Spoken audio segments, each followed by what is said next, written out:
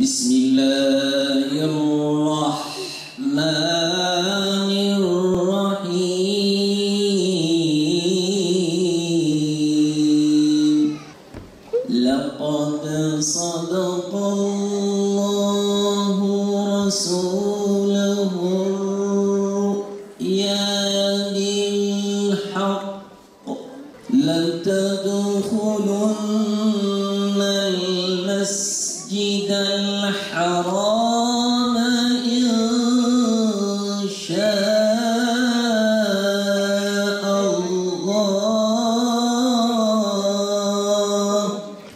Bugün burada Muhammed Emin Yıldırım hocamızın sahabe nesli ve cihat konulu konferansına teşrif eden tüm misafirlerimize hoş geldiniz diyoruz.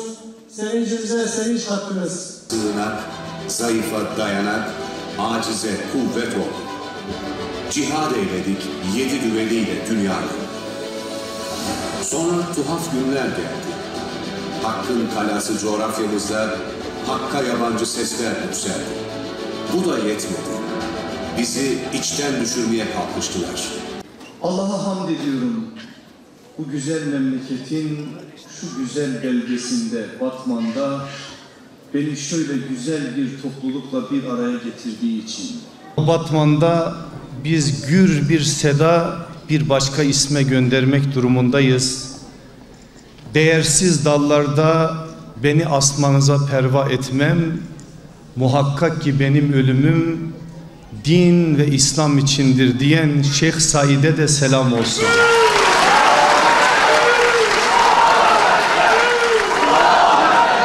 Euzubillahimineşşeytanirracim. Bismillahirrahmanirrahim. Elhamdülillahillezî halakal insan ve allemehul beyan ve en'ame aleyhi bil iman vel islam fi kulli zaman ve mekan.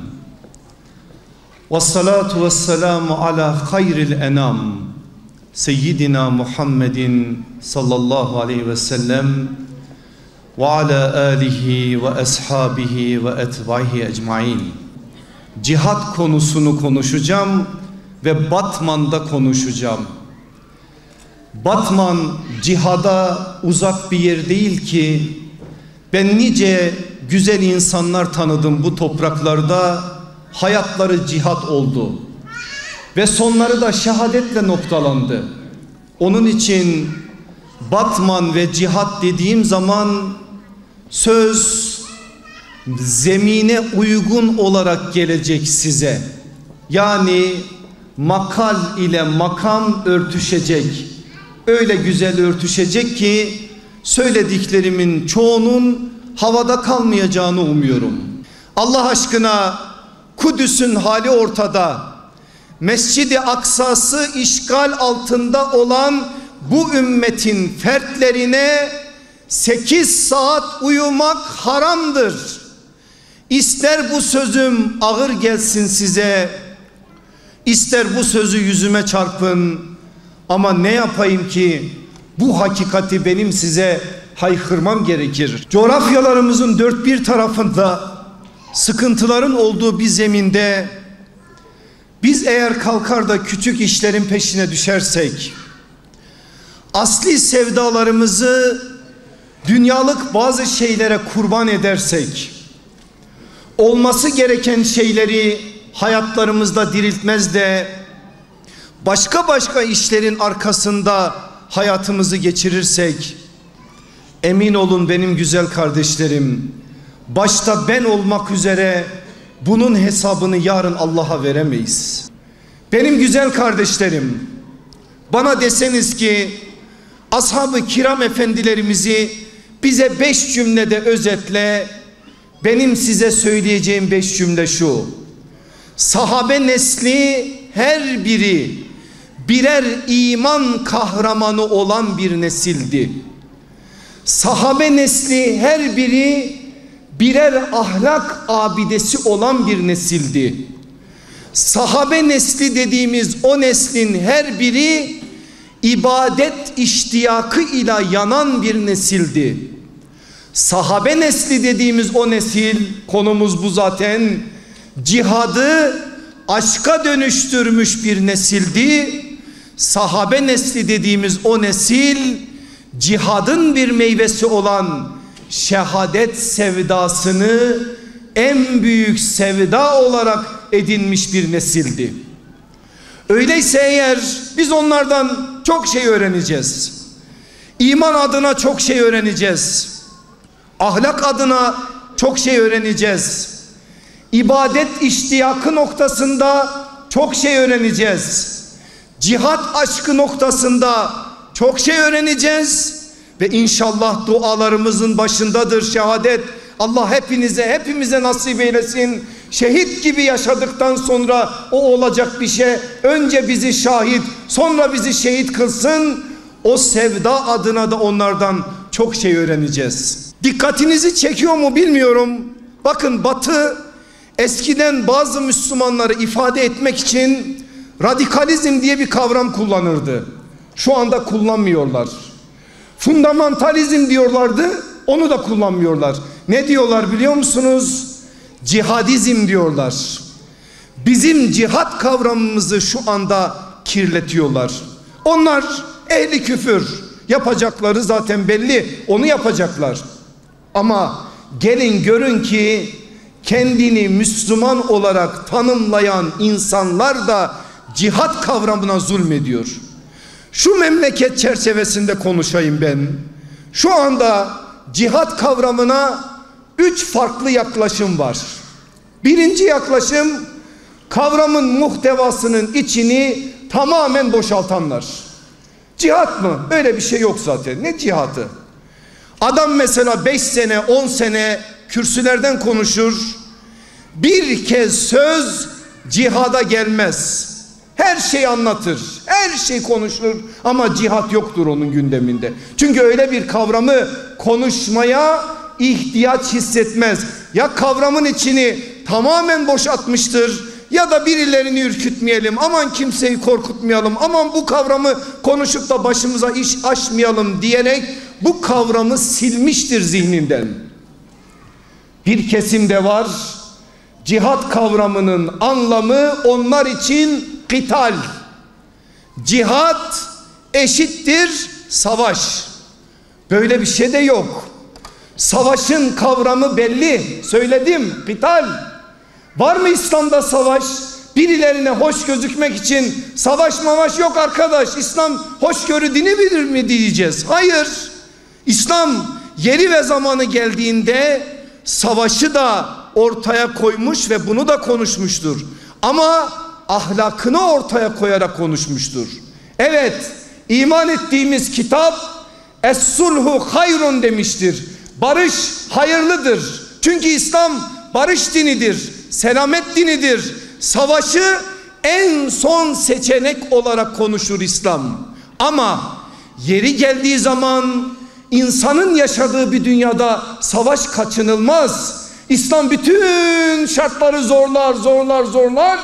Eğer artık yapacak bir şey yoksa, savaş adına bir şey de ortaya konacaksa onu da konuşur ama hukuklu konuşur. Fıkhını ortaya koyar, konuşur. Kafasına göre birilerinin o manada bir şey söylemesine de müsaade etmez. Birilerine göre cihat eşittir tebliğ.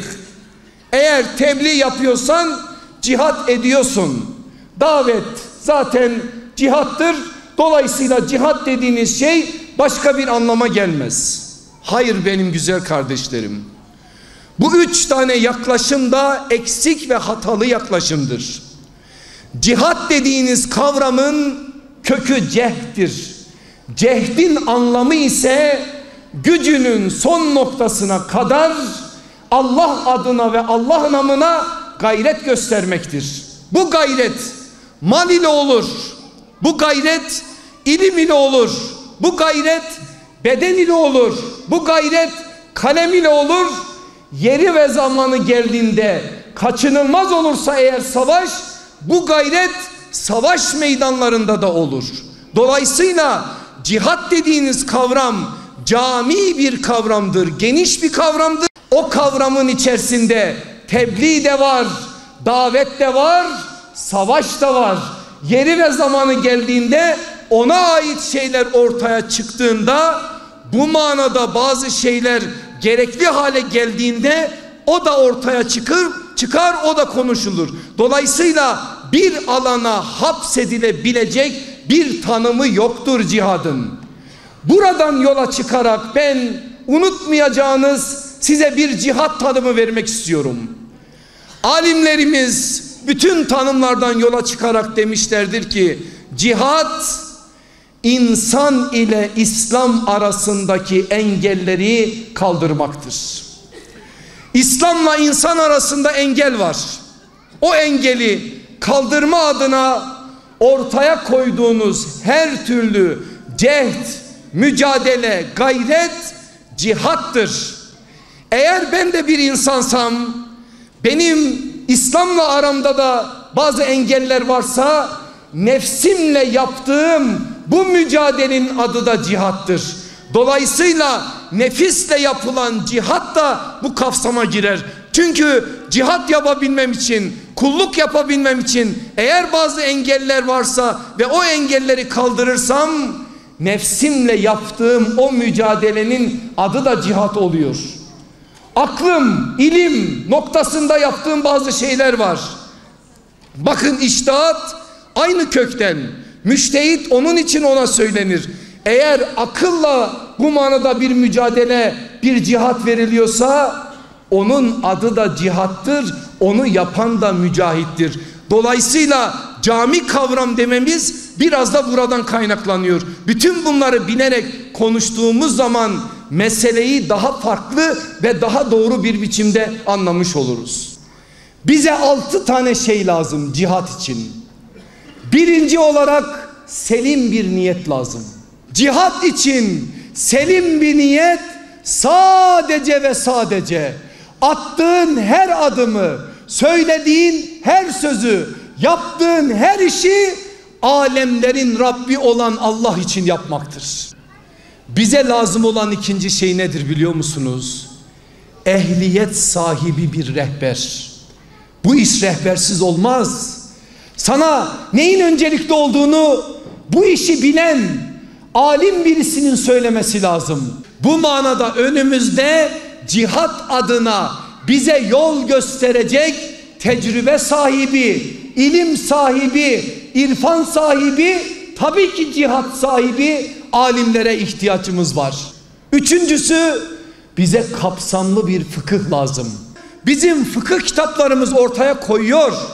Düşman kimdir? Mesela biz şöyle bir şey yapabilir miyiz? Gördüğümüz her Yahudi'yi öldürelim. Gördüğümüz her Hristiyan'ı öldürelim. Niye? Onlar kafir. Kafir zaten öldürelim. Böyle bir şey var mı? Kim dedi bunu sana? Bakın senin iman ettiğin kitabın düşmanın kim olduğunu söylüyor. O düşmanın da zalim olduğunu söylüyor. Temel bir kaideyi ortaya koyuyor. فَلَا udvane illa ale zalimin.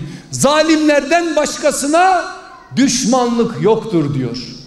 Bazen senin cihadın konuşurken senin gibi konuşan ama hükmettiği zaman Allah'ın hükümleriyle hükmetmeyen bir yönetici olur. Ve sen de o yöneticinin karşısında hakka aykırdığın zaman iman ettiğin peygamberinin sana söylediği gibi en büyük cihadı yapmış olursun. Dolayısıyla bu manada fıkhı bilmezse eğer insan öncelikleri tespit edemez, baltayı taşa vurur, yanlış işler yapar, fıkha göre hareket etmediği için de Allah korusun kendi canına da başka müminlerin canına da kastedecek yanlışlıkların altında imza olur. Onun için bize lazım olan üçüncü şey kapsamlı bir fıkıh. Bize ne lazım dördüncü şey olarak? Derin bir aşk. O aşkı bir bulabilsek.